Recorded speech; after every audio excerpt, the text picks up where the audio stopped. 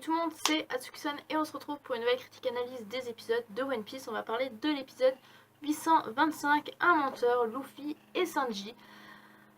Un épisode un petit peu bizarre parce que le début s'est déroulé très arbi. Parce qu'en fait ça a commencé par En fait ça n'a pas commencé par l'opening. Voilà. Donc avant de commencer par la critique analyse, on va passer d'abord le avant-opening. Ouais, c'est un peu bizarre. Même cette critique analyse sera bizarre.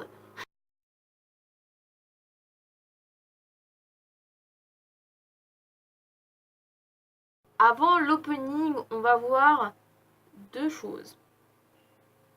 Déjà, enfin plutôt trois. Déjà, Sanji, qui est en train de se diriger vers le lieu de rendez-vous, qui cherche Luffy parmi tous les cadavres sur le lieu de rendez-vous.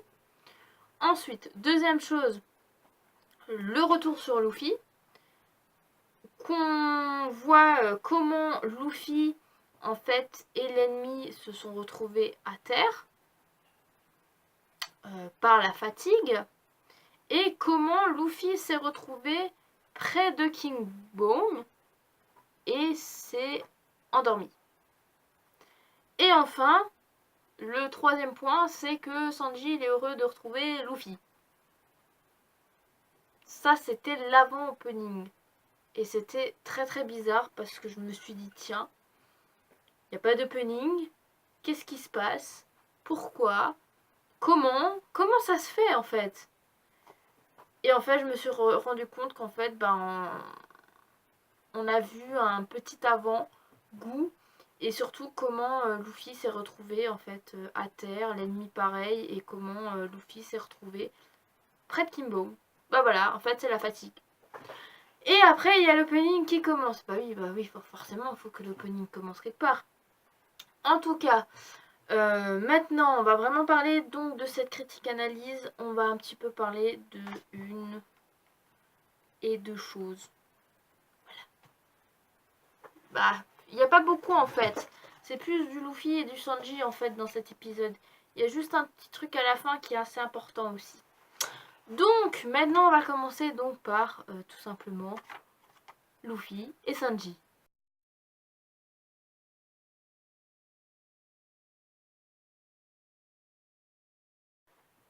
Sanji, il est heureux donc de retrouver Luffy, mais Luffy est en très mauvaise mine. Enfin, il a très mauvaise mine. En fait, il est tout squelettique.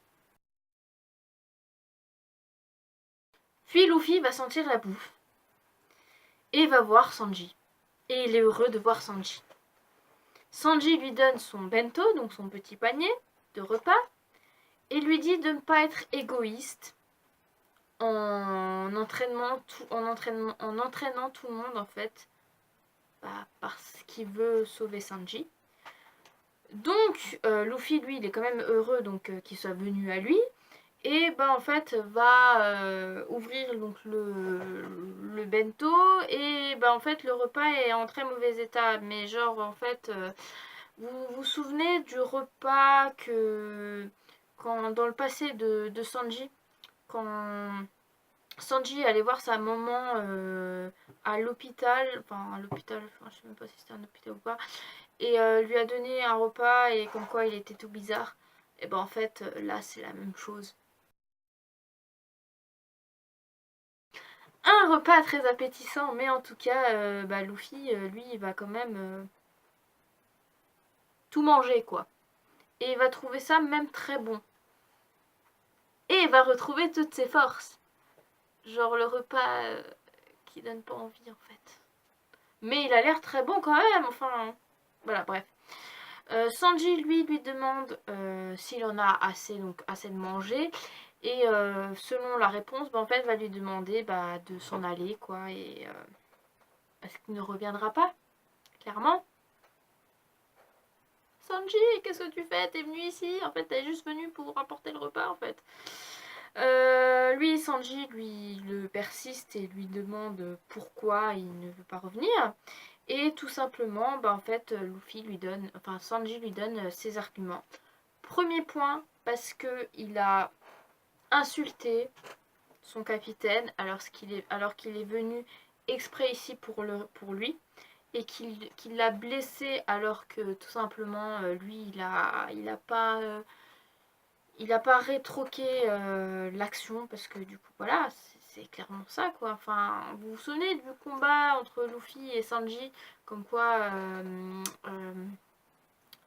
Sanji l'a frappé, tapé de toutes ses forces, et que lui Luffy, lui, il a pas du tout, c'est pas du tout mis en garde quoi. Et ben tout simplement, c'est une des raisons pour laquelle Sanji ne veut pas revenir. Ensuite, deuxième argument, c'est tout simplement parce que Zeph, lui, est tenu en otage quoi.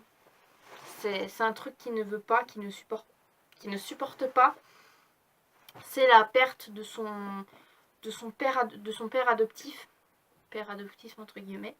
Et ensuite, troisième argument, c'est tout simplement Levi Smoke, donc sa famille, sa famille biologique, qu'il ne considère pas du tout comme sa famille, ben, en fait a été piégée par Big Mom, mais qui tient à les sauver, malgré qu'il les hait. Et ça, c'est les raisons pour lesquelles il ne veut pas revenir auprès des Mugiwara. Et là, Luffy commence à s'énerver et lui en colle une de ses patates qu'il lui met à Sanji, et lui demande tout simplement la vérité. Pourquoi? Quelle est la raison pour laquelle tu veux pas venir? Il lui demande, dis-moi la vérité. Et là, Sanji commence à se remémorer tout simplement, bah en fait, ses Nakama, ses compagnons, son équipage, et commence à pleurer et lui dit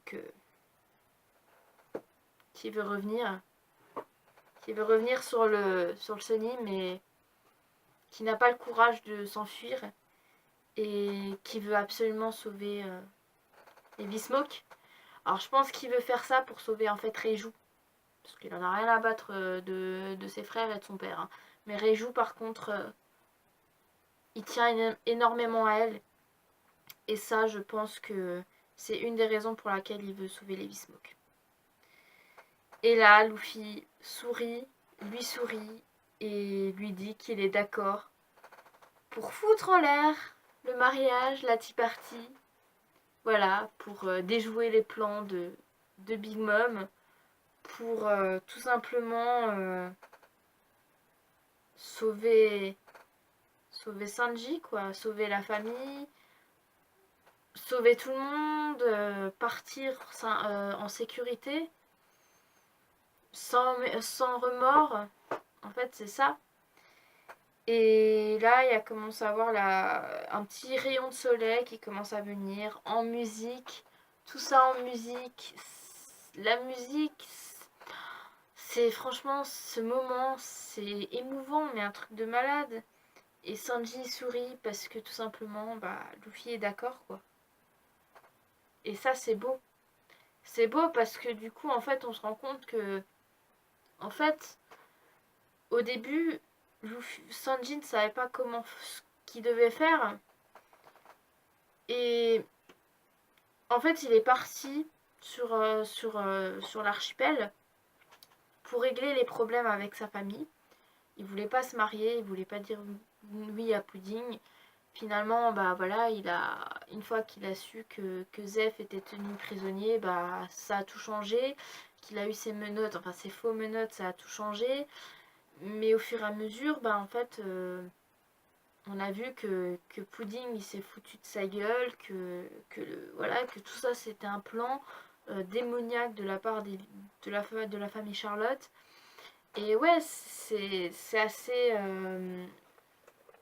assez important en fait tout ce qu'il y a eu dans les derniers épisodes.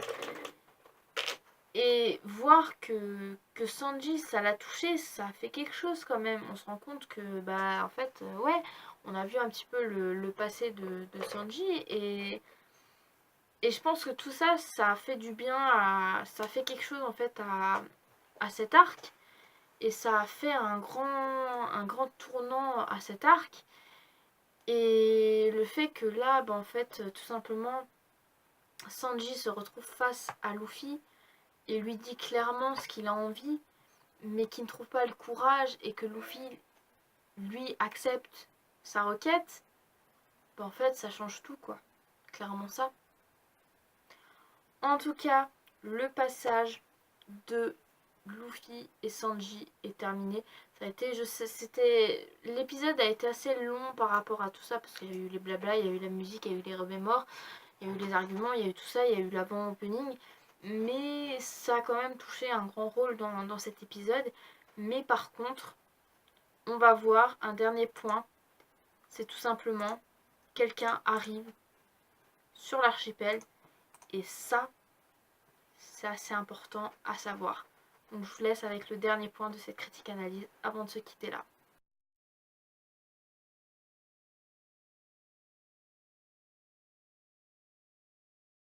On voit quelqu'un arriver et qui va rentrer dans le château.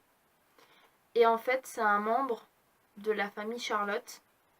C'est tout simplement Katakuri Charlotte, un des 3 commandants sucrés, second fils de la famille Charlotte.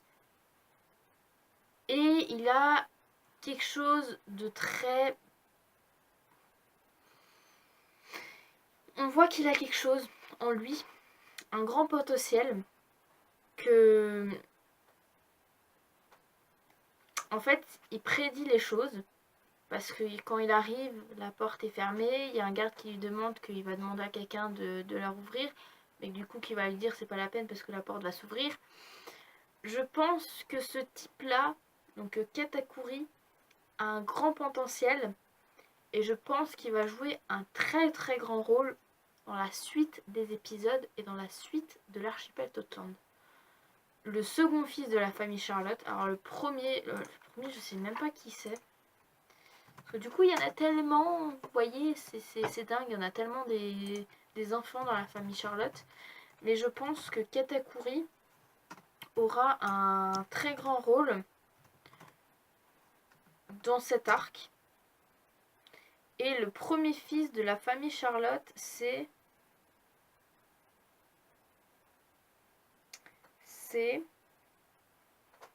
Perros Perros. C'est une blague? Perros Perros, le premier fils de la famille Charlotte. Attendez, je suis en train de... C'est une blague. Perros Perros. Alors si c'est le cas, je me marre. Hein. Perso. Et le fils aîné de la famille Charlotte. Eh ben si. Bon. Bah écoutez. Donc Perros Perros, il a mangé le Peroperonomi, donc le fruit donc de l'échou, donc de lécher, donc le fruit du bonbon. Donc l'homme bonbon. Donc il apparaît dans le chapitre 834, dans l'épisode 795. Ministre donc, du bonbon. Voilà, prime, statut vivant, anniversaire 14 mars, âge 50 ans, taille. Alors, perso, ma taille, je fais 1m58. Perros Perros, il mesure 333 cm. Oui, bah, pourquoi pas. Il est sur la couverture donc du tome 87. Bon, on voit qu'il a quand même... Moi, je l'aime bien, Perros Perros, en fait. Moi, je l'aime bien. Franchement, j'aime bien Perros Perros et j'aime bien Crackers. Et je pense que Katakuri, je vais bien l'aimer aussi. Je sais pas pour vous, mais je pense que je vais bien l'aimer. En tout cas, je pense que ce type-là va faire un grand pas dans l'arc. Donc voilà. Enfin, dans la suite de l'aventure. En tout cas, maintenant, on va passer aux prochaines critiques analyses. Donc on va s'arrêter là pour cette critique analyse donc, de l'épisode 825.